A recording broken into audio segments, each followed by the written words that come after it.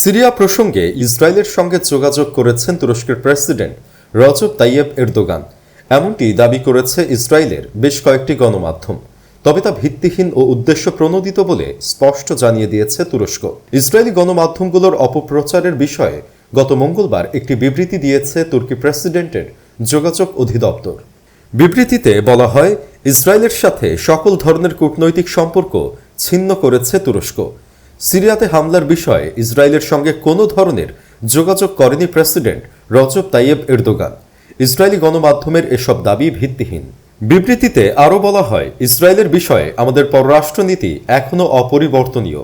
Ankara তেল আবিবের মধ্যে কোনো ধরনের সম্পর্ক নেই। তাছাড়া সম্পর্ক উন্নয়নের জন্য কোনো ধরনের পদক্ষেপও নেওয়া হয়নি।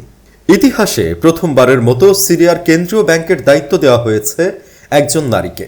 ব্যাংকিং খাতে দীর্ঘ অভিজ্ঞতা সম্পন্ন ডক্টর মাইশা সাবরিনকে নিয়োগ দিয়েছে সিরিয়ার হায়াত তাহরির আশাম নেতৃত্বাধীন সরকার। মঙ্গলবার এক প্রতিবেদনে এ তথ্য নিশ্চিত করে সিরিয়ান টিভি। হিসাব বিজ্ঞানে মাস্টার্স ও পিএইচডি ডিগ্রিধারী ডক্টর মাইশা সাবরিন এর আগে দামেস্ক স্টক এক্সচেঞ্জ বোর্ডের সদস্য ছিলেন।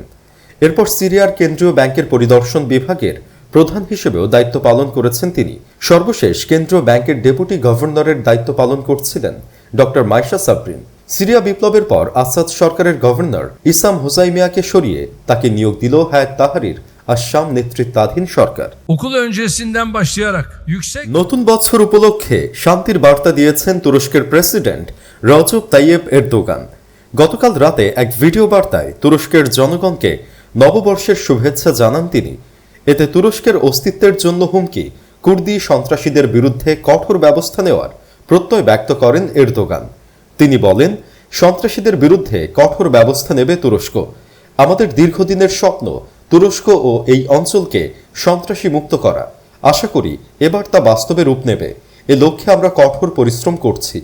প্রসঙ্গত, গত 40 বছর ধরে তুরস্কে সন্ত্রাসী কার্যক্রম চালিয়ে যাচ্ছে আমেরিকার মদতপুষ্ট কুর্দিস্তান ওয়ার্কার্স পার্টি পিকেকের হামলায় এ পর্যন্ত তুরস্কের 37,000-এরও বেশি মানুষ নিহত হয়েছে।